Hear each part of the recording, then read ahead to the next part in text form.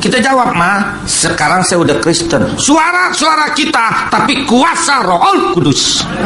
Si Mama nggak bakalan ngomelin. Kenapa rohani kamu nggak kasih makan? Firman, pujian, dan doa tuh makanan rohani. Ya, kamu lakukan mulai besok. Yang saya ucapkan seperti ini.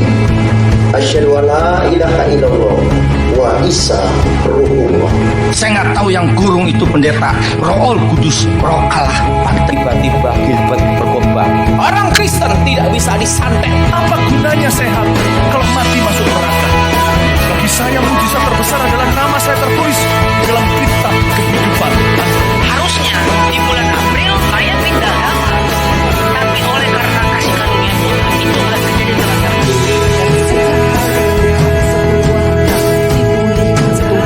sekarang setiap malam kami berkeluarga.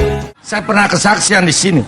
Saudara, kesaksian saya ini bukan saya mau menyombongkan diri, bukan. Tapi saya mau mengajak semua saudara yang ada di sini. Mari kita jadi orang Kristen, jangan setengah-setengah.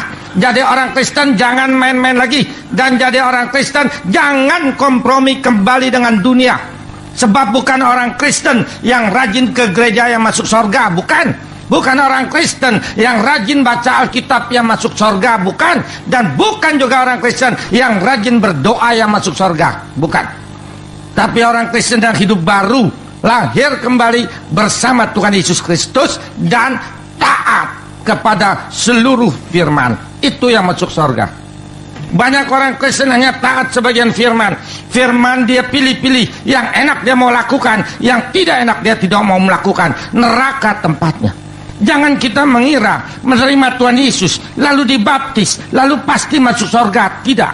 Kalau baru menerima Tuhan Yesus dibaptis belum tentu masuk surga. Tapi kalau menerima Tuhan Yesus dibaptis dan taat kepada seluruh firman, itu yang masuk surga. Saya bekas pemimpin kelenteng, saya bekas tukang kuamia atau peramal, saya bekas dukun atau paranormal. 25 tahun saya mengkhianati Yesus Kristus. Tapi kasih Yesus sungguh besar. 13 tahun yang lalu saya diselamatkan kembali. Sekarang saya menjadi pelayan Tuhan. Masih kecil saya Kristen, Kristen turunan, Kristen GKI di Jakarta. Bahkan waktu itu GKI belum ada, yang ada Tionghoa Kitu Kohwe. GKI-nya zaman dulu. Papa saya majelis dari gereja itu di Tanah Abang. Sebagai anak majelis saya masih kecil dibawa ke gereja, diserahkan kepada Tuhan. Dewasa di CD, nikah diberkati di gereja. Menurut syarat gereja lengkap. Tapi sayang sekali, iman Kristen orang dulu dengan iman Kristen orang sekarang jauh bedanya. Iman Kristen orang dulu iman tempe. Kenapa saya berani katakan iman tempe? Karena orang dulu ke gereja jarang bawa Alkitab. Separuh dari jumlah jemaat yang bawa Alkitab saya angkat jempol, termasuk saya. Saya waktu itu punya Alkitab, tetapi tidak pernah dibawa ke gereja. Jangankan baca di rumah, nggak pernah. Apalagi melakukan firman, tidak pernah. Saya waktu itu ke gereja hanya sebagai kebiasaan, hanya sebagai rutinitas, bukan kerinduan mau menyembah, memuji, memuliakan Tuhan. Barang siapa di dalam hidupnya tidak melakukan firman setiap hari, jangan harap ada kuasa atau ada kekuatan dalam tubuhnya. Sebab firman ini hidup, saudara. Dia merupakan benteng, merupakan perisai buat kita dari serangan setan. Yang tidak melakukan firman setiap hari, diserang setan rubuh sekalipun pendeta. Nanti saya buktikan satu persatu. Waktu itu tahun 64, umur saya 24 tahun. Karena saya tidak mempunyai iman, saya keluar dari gereja, saya keluar dari Tuhan Yesus Kristus. Saya jatuh oleh propaganda setan. Saya belajar ilmu berkelahi, ilmu kebal di Baduy 9 tahun. Sampai tahun 73. Tahun 73 datang roh. Roh itu bisa berbicara melalui hati saya. Roh itu mengaku Raden Surya Kencana. Orang bekas kelenteng pasti tahu. Karena kelenteng di Jakarta pada umumnya ada keramat Raden Surya Kencana, pusatnya di Ciliungsi. Saya mau diangkat sebagai muridnya. Saya diajarkan ilmu menolong orang sakit dan ilmu meramal. Dulu saya pintar meramal, saudara. Tetapi sekarang saya tidak gunakan lagi, berdosa. Dulu misalnya sekali saya lihat orang laki itu, saya tahu dia punya istri berapa. Sekali saya lihat anak gadis itu, saya tahu dia masih gadis tidaknya. Karena apa? Karena saya bisa cabut roh. Roh tidak pernah bohong. Apa adanya dia katakan. Tapi sekarang jangan takut, saya nggak cabut-cabut lagi, tenang aja. Tahun 75 saya dirikan kelenteng di Bungur, di belakang stasiun kereta api Senen. Sampai sekarang kelenteng itu masih ada. Cuma 13 tahun yang lalu saya kasih orang, karena saya sudah bertobat. Saya pimpin kelenteng itu setiap malam minggu dan malam Ceit, malam Cabgo. Banyak sekali pengunjung kelenteng saya, terutama pengunjung kelenteng saya orang-orang yang sakit. Sakit yang disantet, yang diguna-guna, yang lumpuh, yang gila, yang busung, yang buta, yang berat jodoh, yang bangkrut, dan sebagainya. Kesian saudara, orang dunia diserang setan kalah, sebab kuasa orang dunia kalah dengan kuasa setan. Tapi kuasa orang Kristen yang penuh Roh Kudus lebih berkuasa daripada setan yang manapun juga. Nanti saya buktikan satu persatu. Saudara, setan memang sakti, setan memang punsu, benar. Karena apa? Karena setan dulunya malaikat di surga. Di surga ada 3 penghulu malaikat. Ya kalau dalam dunia menteri itu, Lucifer bagian musik, Gabriel bagian utusan Allah kepada manusia, Mikael bagian perang. Lucifer bagian musik, mau melawan Allah, mau sama dengan Allah. Allah marah, diusir Lucifer dari surga ke dalam dunia jadi setan. Sebelum Lucifer meninggalkan surga, dia bawa 1/3 para malaikat dari surga ke dalam dunia jadi setan. Cuma satu kuasa setan kalah dengan kuasa Tuhan Yesus, yaitu setan tidak bisa menghidupkan dan menyelamatkan. Yang lain semua setan bisa perbuat. Orang sakit ke dukun sembuh, setan bisa menyembuhkan. Usaha udah mulai bangkrut, main dukun, main setan, maju lagi usahanya. Mau kaya, muja kepada setan, setan bisa bikin orang kaya. Tidak disayang suami karena mulai tua, ke dukun, pasang susuk, muda lagi kelihatannya, diusap-usap lagi sama suaminya. Tapi ingat, di dalam setan tidak ada kasih. Setan kelihatannya menolong, dia bukan menolong. Sebab di balik pertolongan setan selalu pakai tumbal, itu rongrongan hidup. Setan itu rentenir.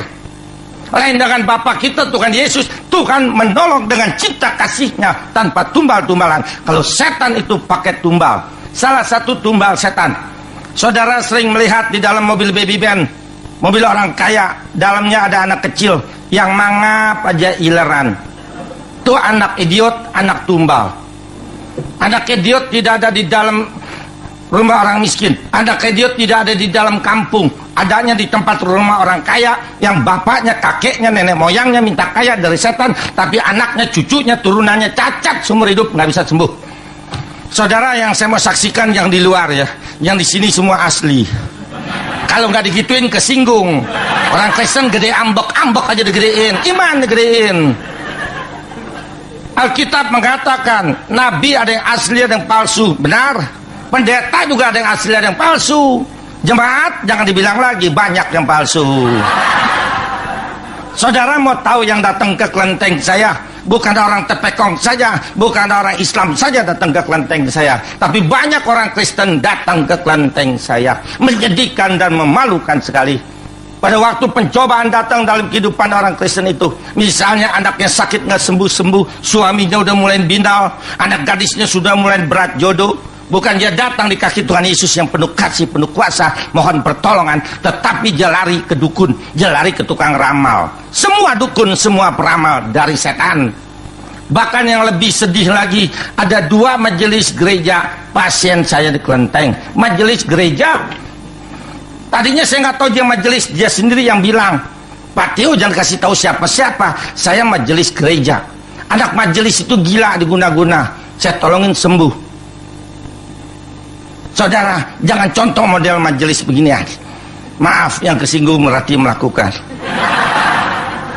Saudara, orang Kristen banyak yang baik loh, benar. Cuma salah saya waktu itu. Saya waktu itu Kristen tapi tidak pernah baca Alkitab. Saya nggak tahu di dalam Alkitab itu ada ayat Yohanes 14 ayat 6, Tuhan berfirman, akulah jalan hidup dan kebenaran, tidak ada seorang pun bisa sampai ke rumah Bapakku kalau tidak melalui aku. Saya nggak tahu ada ayat itu karena saya nggak pernah baca Alkitab. Pendeta datang ke rumah saya di Pulau Gebang, pendeta dikasih tahu oleh jemaatnya, tolong sadarkan itu Pak Tio, dia dukun tapi Kristen, Kristen tapi dukun. Itulah saya. Tujuan pendeta dan orang Kristen baik loh, membawa saya kembali dari jalan setan ke jalan Tuhan. Tapi pendeta tidak berani datang sendiri ke rumah saya. Dia datang bertiga, berlima dengan majelisnya. Yang bikin saya marah, pendeta ini ngomongnya begini, Pak Teo mau tahu nggak? Apa, saya tanya.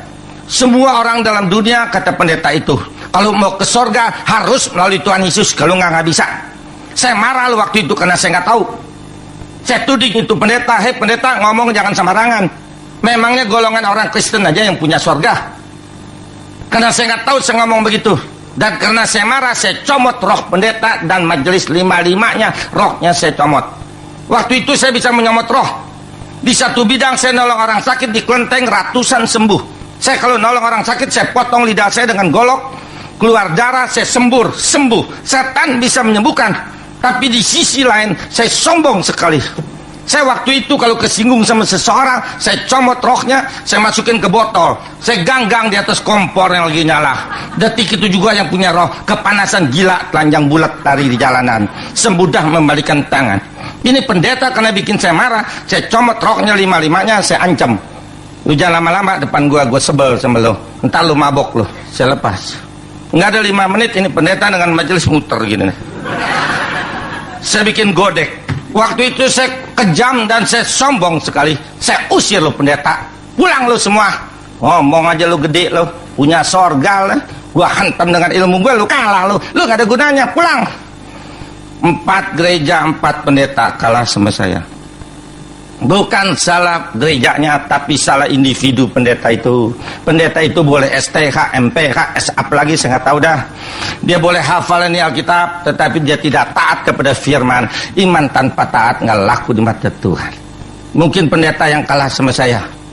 Dia punya jemaat kaya, 2 minggu sakit, nggak bisa ke gereja, buru-buru dibesuk, dikunjungi oleh pendeta karena kaya. Siapa tahu ntar anak pendeta disekolahin ke Jerman masih kaya, atau gerejanya dibangun tuh masih kaya.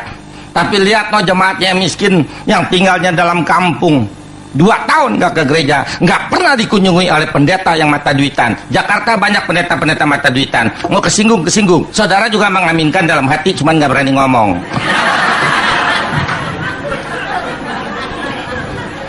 Saudara, saya makin sombong, udah menang sama 4 pendeta. Saya tantang Tuhan Yesus. Tuhan Yesus, engkau kirimkan pelayanmu jangan model begini, kirimkan yang jago sekalian. Untung Tuhan sabar loh, kalau nggak celeng saya. Desember tahun 88 Tuhan kirimkan pendeta yang kelima. Yang kelima ini datang sendiri. Penampilannya yang kelima ini baik, dia nyengir aja. Waktu saya lihat, ya tampang Paul begini. Saya kagak pandang si Paul nih, saya comot lagi rohnya. Tapi apa yang terjadi saudara, 2 jam saya ambil rohnya, nggak bisa diambil, nggak bisa. Sampai saya liatin begini, ini pendeta ada apanya nih? Biasanya gue jago kok, gue kalah. Waktu itu saya belum pernah kalah sama dukun dimanapun, cuma sama si Paul tuh saya kalah. Makanya saya penasaran benar. Dia pulang, saya ngelamun, mungkin tadi gue nggak konsentrasi kali gue kalah. Mudah-mudahan datang lagi loh. 2 hari kemudian datang lagi kedua kali. Selama 3 jam saya comot rohnya, nggak bisa diambil. Seperti kita lihat ikan dalam akuarium, kelihatan itu ikan. Waktu kita mau ambil ada batas. Karena waktu itu saya belum memperdalam Alkitab. Saya nggak tahu yang kurung itu pendeta, Roh Kudus, roh Allah. Pantes saya kalah. Saya kalah 2, saya lebih penasaran. 2 malam saya nggak tidur sampai pagi. Saya semedi 2 hari sampai pagi. Saya amalin ilmu saya yang di Baduy. Saya mau bikin muntah darah lo, kok datangnya ketiga kali lo mati lo sekalian lo. 2 hari kemudian datang lagi yang ketiga kali. Selama 4 jam saya bacain ilmu buat muntah darah. Sampai saya paksa badan saya bergetar 4 jam. Jangankan muntah darah, keluar ludah juga enggak. Hebat saudara kalau yang asli saudara. Saya udah keliling Indonesia nih saudara. Saya berani katakan kepada bangsa apapun, orang Kristen atau pendeta yang penuh Roh Kudus boleh santet, nggak bakalan mempan. Karena 1 Yohanes 4 ayat 4 mengatakan, engkau berasal dari Allah, anak-anakku, kita anak Allah. Engkau sudah mengalahkan nabi-nabi palsu, itu dukun-dukun. Roh yang di dalam engkau lebih besar daripada roh dalam dunia. Tapi kenapa banyak orang Kristen masih takut setan? Jalan tempat gelap, jalan tempat sepi, numpang-numpang anak babi mau liwat. Bego, anak Allah jadi anak babi. Terserah kalau mau jadi anak babi. Setelah saya kalah 4 jam, Pendeta ini ngomong begini, Pak Tio, gereja saya hari ini ada Natal, ikut yuk ke gereja. Saya pikir ya gua kalah, gua ngikut. 25 tahun baru saya injak gereja lagi, Desember tahun 88. Setelah kebaktian Natal selesai, saya pulang, saya berdoa di rumah, Tuhan Yesus, saya baru kalah 1 oleh pesuruhmu, kirimin 2 lagi. Kalau saya kalah 3, saya terima engkau, tapi kalau saya menang engkau nggak usah. Untung Tuhan baik loh, Tuhan nggak bisa marah lu, saya maki-maki lu. 6 bulan kemudian Tuhan kirimkan yang kedua. Datang keponakan saya dari Cimone, Tangerang. Dia dari Gereja Kristus Mangga Besar, cabang Cimone, mau retret di puncak di Kolibah. Ngajak saya ini keponakan. Saya pikir nggak enak nih. Kalau retret banyak pendeta nih, gua mau berantem nih.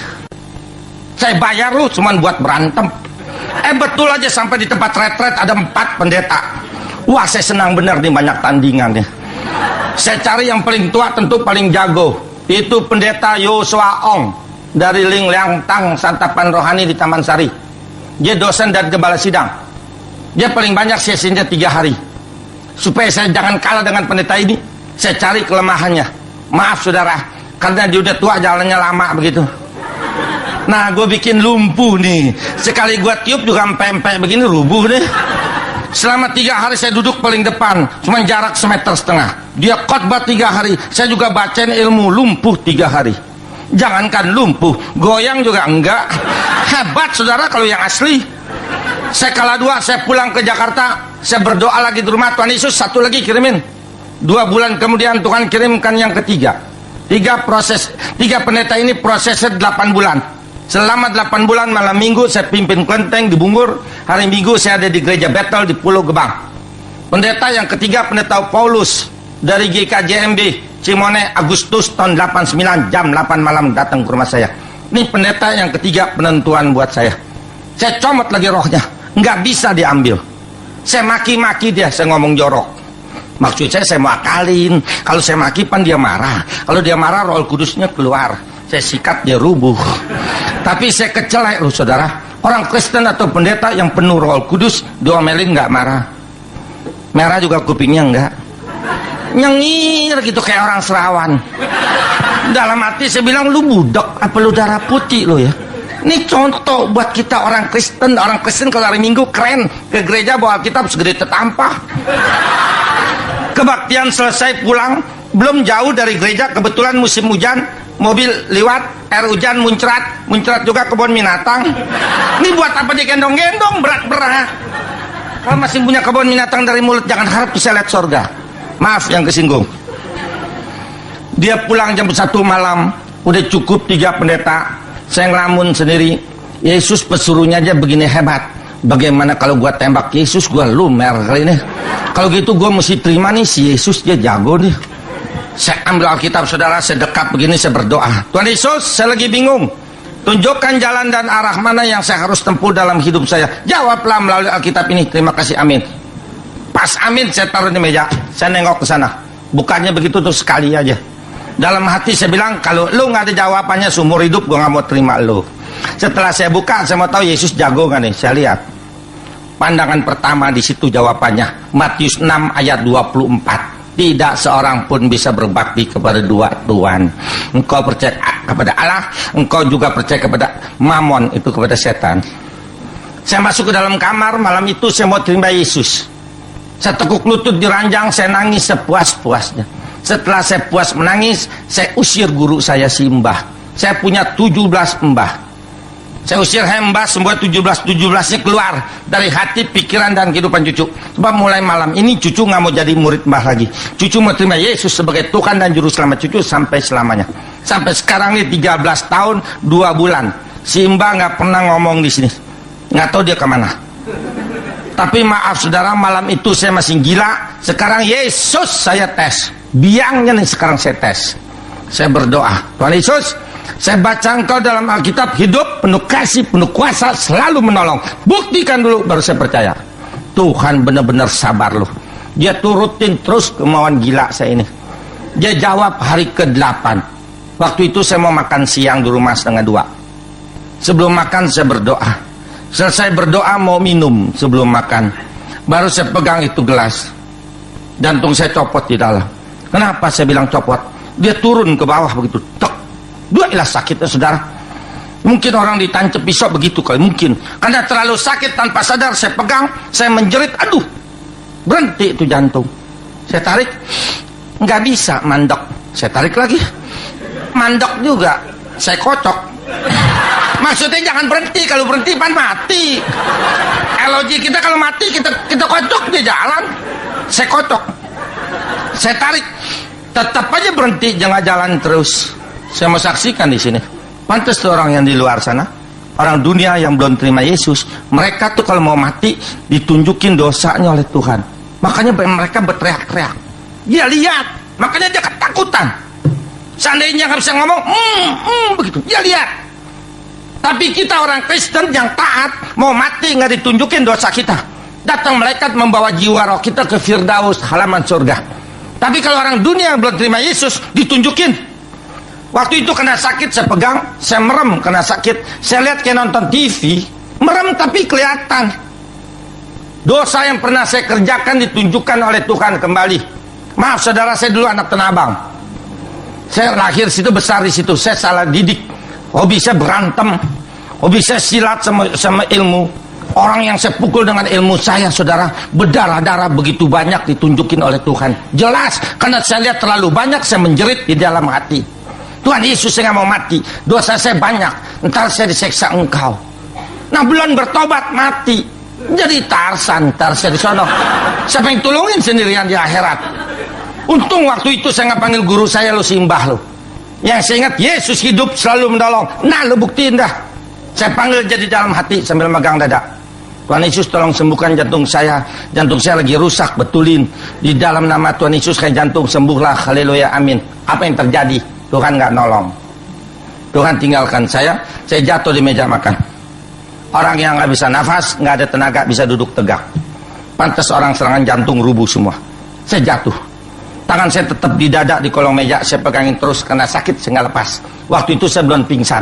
Kenapa belum pingsan? Karena saya nggak mau mati, saya tahan sehingga saya belum pingsan. Waktu itu saya nggak tahu kenapa Tuhan tinggalkan saya. Setelah saya sembuh, saya baca Alkitab, baru saya tahu jawabannya. Tuhan lagi uji saya. Tuhan bilang doa yang kedua, lu panggil nggak guru lu simbah. Untung doa yang kedua waktu itu saya nggak panggil simbah lo. Kalau saya panggil simbah, hari ini saya nggak ada di hadapan saudara karena saya masih menjadi anak setan. Yang saya ingat sambil tengkurap, Yesus yang kedua kali pasti menolong. Itu iman. Saya panggil sama seperti tadi di dalam hati, Tuhan Yesus tolong sembuhkan jantung saya. Jantung saya lagi rusak, betulin. Di dalam nama Tuhan Yesus yang kedua kali lain. Waktu saya sebut di dalam nama Tuhan Yesus, tangan saya bergetar di kolong meja. Saya nggak tahu siapa yang getarin. Yang lebih aneh, ada tangan memegang tangan saya di kolong meja. Saya berasa belum pingsan, mau ngelongok begitu. Tapi nggak kuat angkat kepala dari meja karena belum napas, nggak ada tenaga. Tangan itu empuk sekali ke spons. Saya sering jabatan tangan sama orang ribuan. Memang benar tangan orang kaya empuk, bener. Bener, saya salaman sama orang saya tahu kaya miskin. Tapi nggak ada yang lebih empuk dari tangan di kolong meja. Karena saya nggak kuat angkat kepala, saya biarkan tangan itu mengangkat tangan saya kira-kira segini di kolong meja. Dia pukul, hai jantung, sembuhlah, haleluya, amin. Pas amin, pas tangan itu terlepas. Pas amin, saya bisa nafas lagi. Karena bisa nafas lagi, ada tenaga, saya duduk tegak. Buru-buru saya ngelongok ke kolong. Saya mau lihat tangan siapa itu yang tadi. Tapi tidak ada tangan siapa-siapa. Tapi saya yakin dan percaya, itu tangan Tuhan Yesus yang bangkit dari kematian hari ketiga. Hanya Tuhan Yesus yang tidak ada tulangnya di dalam kubur. Yang lain semua ada tulangnya di dalam kubur. Kalau betul-betul jago, bangun dong dari lubang kubur. Kok nggak becus? Bagaimana mau nolong kita yang hidup bohong? Apalagi membawa kita ke surga, lebih bohong lagi. Dirinya pada mendem semuanya dalam lubang. Sebab apa mereka semua pada mendem? Karena mereka manusia kalah dengan maut. Sebab apa Yesus bangkit? Karena Yesus Tien, Yesus Allah menang dari maut. Makanya mulai sekarang jangan minta pertolongan kepada orang mati. Mintalah sama hidup satu-satunya Yesus Kristus. Mari saudara, kita sudah menjadi anak terang. Kenapa kita jadikan kegelapan? Mari kita belajar. Nanti setelah saya khotbah, saudara boleh bertanya sepuas-puasnya. Sayang sekali, Tuhan udah mau datang, orang Kristen masih setengah-setengah. Sayang sekali. Lukas 11 ayat 35.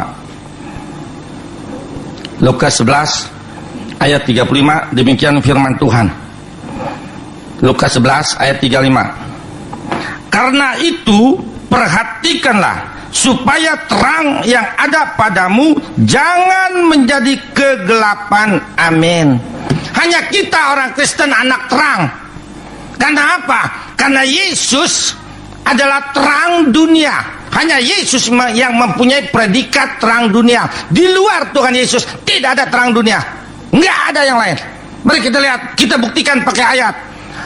Yohanes 8 ayat 12. Tolong saudara catat ayat ini buat kalau orang dunia tanya, Tuhan lo terang dunia. Ya, di mana ayatnya? Unjukin. Jangan tahu apaan, tahu. Yohanes 8 ayat 12. Tolong salah seorang kekasih bacakan kalau bisa pakai mic. 8 ayat 12. Maka Yesus berkata pula kepada orang banyak, katanya, akulah terang dunia. Barang siapa mengikuti aku, ia tidak akan berjalan dalam kegelapan. Amin. Melainkan ia akan mempunyai terang hidup. Amin. Hanya Yesus terang dunia. Semua pemimpin agama tidak mempunyai predikat terang dunia. Karena apa? Karena mereka manusia, tidak bisa menerangi dunia. Kenapa Yesus bisa menerangi dunia? Karena dia Allah. Nah kalau kita ini anak terang. Mana buktinya kita anak terang? Yohanes 12 ayat 36. Catat lagi. Mau ngomong apa juga ada ayatnya. Yohanes 12 ayat 36. Yohanes 12 ayat 36, demikian firman Tuhan. Percayalah kepada terang itu selama terang itu ada padamu, supaya kamu menjadi anak-anak terang. Sudah berkata demikian, Yesus pergi bersembunyi dari antara mereka. Amin. Kita anak terang. Kenapa kita sudah diberikan terang oleh Tuhan, kita sengaja bikin gelap? Kenapa kita bikin gelap? Kita masih bersekutu dengan dunia. Kita masih percaya adat istiadat dunia. Sayang sekali. Tuhan datang yang pertama kali buat menyelamatkan kita, memerdekakan kita. Galatia 5 ayat pertama.